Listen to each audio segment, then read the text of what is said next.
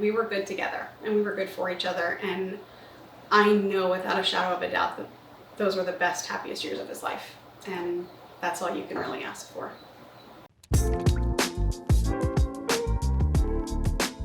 So I moved here from LA in 2007, and I was on eHarmony because at that time I was still dating men and women both. I primarily dating women. I was not out at that time to my family. I come from Northwest Oklahoma in the Bible Belt, and it was the 90s and I was in my 20s and I lived in LA and nobody really knew and I didn't really have to tell anybody, so I didn't. So I went on a couple dates with women and I went on a couple dates with men, and I met Jeff on eHarmony.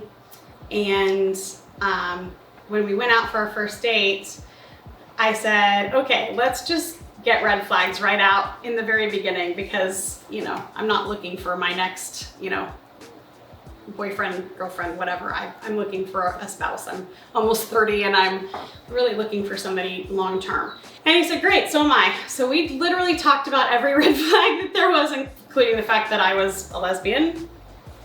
I say that. People always say, well, you must be bisexual. And I say, no. I'm a lesbian who has occasionally fallen in love with a man, and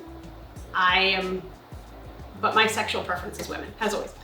So I told him all of it, every single thing, every red flag that I have, and he told me all of his. He was divorced, his wife cheated on him, he had major trust issues, we both had major abandonment issues, and neither one of us had worked through all of that really, but needed to.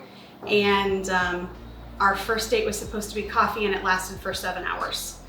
And it was at the Classic Cup on the Plaza in Kansas City, and it was all magical, almost. Just the way we clicked, the way we connected, the things that we wanted out of life, the empire we wanted to build together. And at the end of that, he said, well, I know you think you like girls better, but you're gonna fall in love with me. And I said, okay, we'll see. But I already knew it was a problem. And so I came home from my first date and said I was probably gonna marry him. And I did. I knew right away. He was just my person. He was, you know, he was exactly who I needed at that time. And there's 100% no way that I could be where I am or who I am or as confident and comfortable in what I do and what I love and who I love and how I navigate the world without his love and support. There's no way. So it's a bummer that I lost him.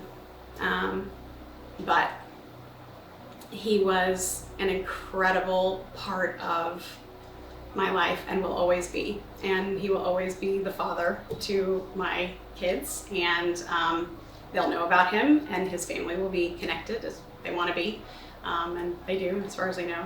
So he will always have a presence in my home, always, because he will always have a presence in my heart and in my life. He's a big part of why I can do any of the things that I can do now. So we dated for 5 years, and then we got married, and we were married for 8.5 before he passed away.